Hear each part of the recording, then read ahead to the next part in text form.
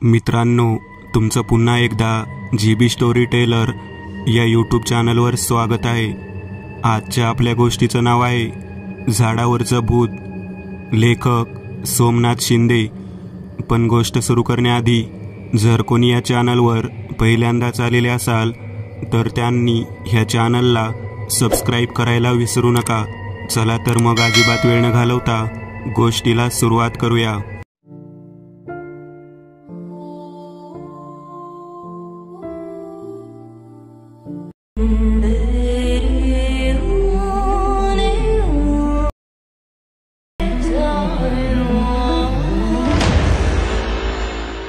खरं तर मी कोणी लेखक नाही, त्यामुळे मला लिहायला जमेलच असे नाही, पण मला लहानपणी आलेला अनुभव मांडायचा एक छोटासा प्रयत्न।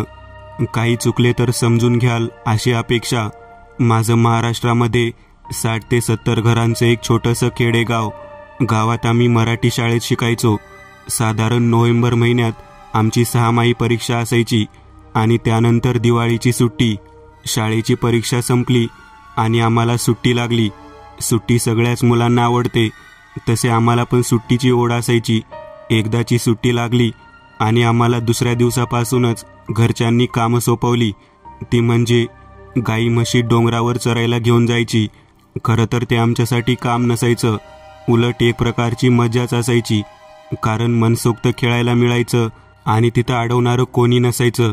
आमचे मित्रांची एक टोळीच निघायची आपली जनावरे घेऊन। आमचं गाव तसं नैसर्गिक समृद्धी लाभलेलं। गावाच्या चहूबाजूला डोंगर, जनावरांसाठी चरण्यासाठी मुबलक चारा, मोठमोठाली झाडं, पाण्यासाठी ओढा, सगळी सोय असल्यामुळं जनावरं पण जास्त इकडे तिकडे जायची नाहीत। मग आम्हाला खेळायला टाईमच टाईम मिळायचा। डोंगरावर भलं मोठं पठार होतं, पठारावर लगोर सूरपारंब्याचे डाव रंगायचे। खेळता खेळता दिवस कसा जायचा हे समजायचंच नाही। अशाच एका दिवशी आम्ही 3-4 मित्र डोंगरावर गेलो। जनावरांना चरायला सोडून आम्ही दिवसभराचं प्लॅनिंग बनवायला लागलो। मग थोडाफार खेळलो आणि दुपारी घरून आणलेली भाजी भाकरी खाल्ली आणि जनावरांना पाणी पाजण्यासाठी एका ओढ्यामध्ये घेऊन गेलो। त्यांना पाणी पाजून परत पठारावर आलो आणि त्यांना चरायला सोडून मग प्लॅनिंग केल्याप्रमाणे ओढ्याच्या काठी असलेल्या मोठ्या झाडावर सूरपारंब्या खेळायला जायचं ठरवलं। आम्हाला खात्री होती की आता जनावरे कुठेही जाणार नाहीत, म्हणून निर्धास्तपणे आम्ही गेलो। झाड खूप जुनं आणि मोठं होतं, त्यामुळे ते आम्ही निवडले। आम्हाला माहीत होतं की जनावरं कुठेही जाणार नाहीत, म्हणून आम्ही बिनधास्त खेळू लागलो।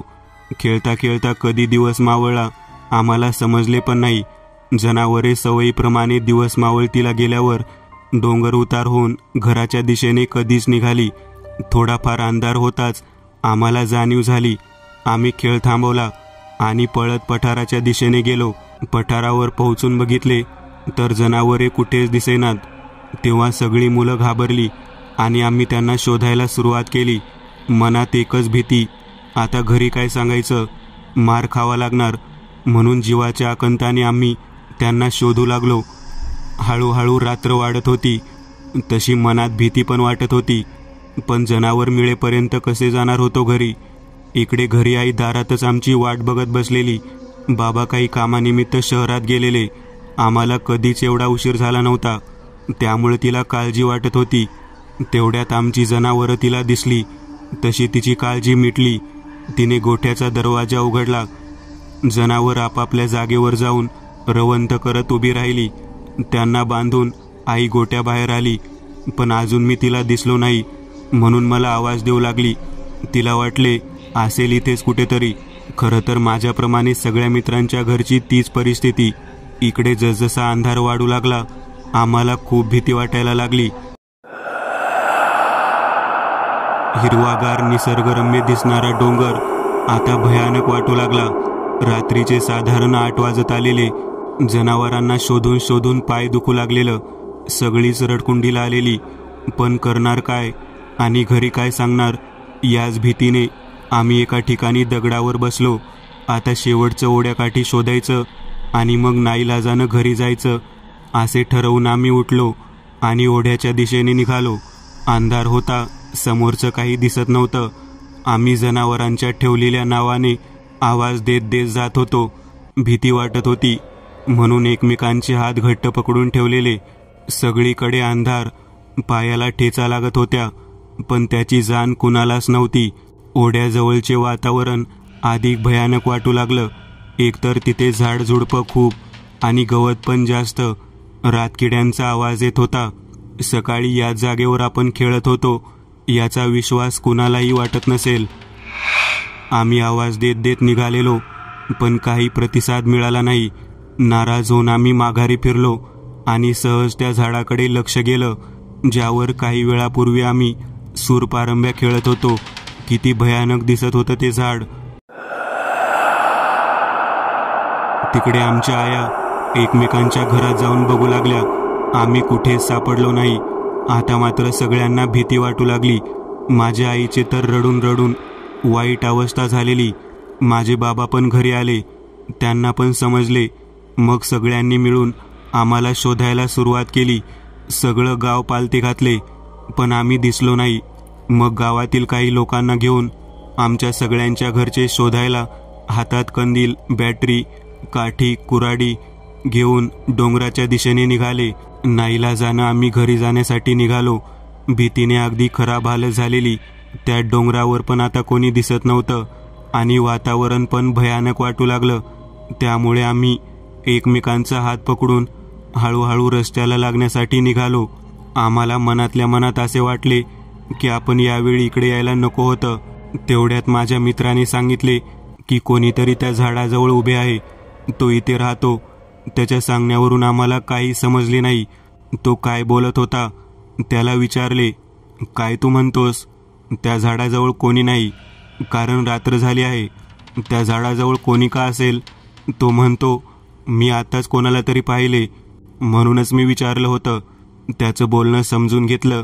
मला वाटलं की कोणी असेल तर तेवढाच आधार. आम्ही बघायला गेलो, पण रात्री काहीच दिसत नव्हतं. मला त्या ठिकाणी नीट दिसत होतं, पण त्याला काय दिसलं होतं हे समजलं नाही. तो म्हणाला, मला त्या झाडाजवळ कोणीतरी दिसले. तो आम्हाला पाहत होता.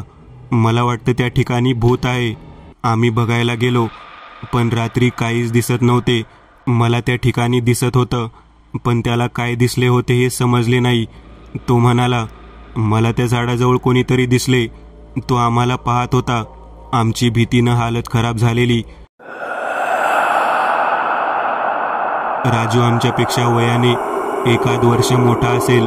त्याने काय विचार केला माहीत नाही, पण आम्हाला बोलला की चला इकडून, थांबायचं नाही. आम्ही पण होकारार्थी मान डोलावली आणि त्याच्या पाठीमागे चालू लागलो. चालता चालता असे वाटू लागले की आमच्या मागे कोणीतरी येत आहे. मी हळूच मागे बघितले, पण कोणी दिसले नाही. परत पुढे बघून चालू लागलो. आमची दररोज जायची यायची वाट, पण आम्हाला ती अनोळखी वाटू लागली. ती काय संपता संपेना. त्यात काळाकुट्टा अंधार आणि भयान शांतता जणू आमची भीती अजून वाढवण्याची जणू मदतच करत होते. आम्ही लवकरात लवकर डोंगर उतरायचा म्हणून भरभर चालत होतो, पण रस्ता काय संपायचं नाव घेईना. हळूहळू सगळ्यांनाच भास होऊ लागला की आपल्या मागून कोणीतरी येतंय. कुणाच्याही तोंडून आवाज फुटेना. मनातल्या मनात आठवतील तेवढ्या देवांच्या नावाचा जयघोष चालू होता. तेवढ्यात माझ्या नावाने कुणीतरी हाक मारली. मी मागे बघणारच. तेवढ्यात राजूने मला मागं न बघण्याचा इशारा केला. जो कोणी होता तो आळीपाळीने सगळ्यांची नावं घेत होता, पण कुणाचंच धाडस होईना मागे बघण्याचं. इकडे गावातील लोक डोंगराच्या पायथ्याशी पोहोचली आणि वेगवेगळी टोळकी तयार करून वेगवेगळ्या दिशेला आम्हाला शोधायला निघाली. आमच्या नावानं आवाज देऊ लागली. आम्हाला दूरवरून आवाज ऐकायला यायला लागले. थोडं हायसं वाटलं, पण अजून विश्वास बसेना की नक्की आवाज कोण देतंय. आम्हाला भास होतोय की कोणी शोधत आले. म्हणून काही प्रतिसाद न देता आम्ही डोंगर उतरायच्या दिशेने चालत राहिलो. एकदाचा तो रस्ता सापडला आणि आम्ही भरभर उतरायला सुरुवात केली. गावात सगळ्यांच्या आया, बहिणी, छोटे भाऊ सगळे एकत्र बसून वाट बघत बसलेले. शेजारी पाजारी त्यांच्या सोबत होतेच आणि त्यांना धीर देत देत मधूनच मागचा एखादा भूताचा किस्सा सांगायचे की कसे जाधवांच्या गणप्याला डोंगरात भूताने झपाटले होते. 4 दिवस तो डोंगरात कसा वेड्यासारखा फिरायचा. मग गावातल्या लोकांनी धरून आणून देवर्षाकडे नेले. मग उतारा टाकून त्याला मोकळे केले वगैरे वगैरे. तसे पाहिलं तर आमच्या गावात असे अनेक किस्से चालत राहायचे. काहींचे खरे अनुभव तर काही रंगवून एका किस्साचे तेल मीठ घालून दुसरा किस्सा तयार करून. जसजसं किस्से सांगायचं चालू झालं तसे आईचं रडणं आणि देवाला नवस करणं चालू झालं. समजवायला किंवा धीर द्यायला आलेले भीतीच घालत होते. आम्ही अर्धा डोंगर उतरला. भुका तर खूप लागलेल्या. चालून चालून पाय दुखू लागले. पोटात अन्नाचा काय पाण्याचाही अंश शिल्लक राहिला नाही. पण भीतीने कसे तरी न थांबता खाली खाली येत होतो. दूरवर थोडंसं काहीतरी चमकायचं आणि बंद व्हायचं. झाडांच्या मधून ते समजत नव्हते की काय आहे. जसजसं खाली उतरत गेलो तसं आमच्या नावाचे आवाज ऐकू येऊ लागले. गावकरी आवाज देत होते. बॅटऱ्या फिरवत होते. जरा जीवात जीव आला. पण भीतीने आमच्यात प्रतिसाद द्यायची कुणाची हिंमत होत नव्हती. वाटायचं की पळत तिकडे जावं, पण तेवढी ताकद कुणाच्यात राहिली नव्हती. आम्ही जेवढी ताकद आहे तेवढी पणाला लावून आवाजाच्या दिशेने जायचा प्रयत्न करू लागलो. थोडं मैदानात आल्यावर कुणाची तरी बॅटरीचा प्रकाश आमच्या बाजूने पडला आणि त्याला आम्ही दिसलो. तो ओरडला, "ती बघा पोरं." आणि ती आवाज देत देत पळत आमच्याकडे यायला लागली. आम्हीही तिकडे जाऊ लागलो. जीवात जीव आलेला. सगळ्या देवांचे आभार मानत आम्ही तिकडे चाललो होतो. सहज डोंगराच्या दिशेने पाहिले तर टेकडावर कोणीतरी आमच्याकडे बघत उभा राहिला होता आणि बघता बघता गायब झाला. तोपर्यंत गाववाले आमच्याजवळ पोहोचले होते. त्यांना बघून आम्ही रडायला लागलो. खरं तर ते रडणं आनंदाचं होतं की आतापर्यंत भीतीने मनात दाबून ठेवलेलं होतं ते समजत नव्हते. आम्ही मटकन खाली बसलो. आता मात्र 10 पावले पण चालायची ताकद राहिली नव्हती. मग सगळ्या जणांना आम्ही सापडल्याचा निरोप दिला आणि ते आमच्याकडे पोहोचेपर्यंत सगळे मैदानात बसले. हळूहळू सगळी टोळकी आली आणि आम्हाला अक्षरशः उचलून गावाकडे घेऊन निघाली. घरी पोहोचल्यावर आईने पळत येऊन मिठी मारली आणि रडायला लागली. मला पण रडू आवरेना आणि कितीतरी उशीर आई आणि मी रडत होतो. सगळे केव्हाच आपापल्या घरी गेले होते ते समजलं पण नाही. आणि आता आमच्याकडे पण सांगायला भूताचा किस्सा होता. मित्रांनो, आज पुरतं एवढंच. तुम्हाला जर काही गोष्ट आवडली असेल तर नक्की लाईक करा.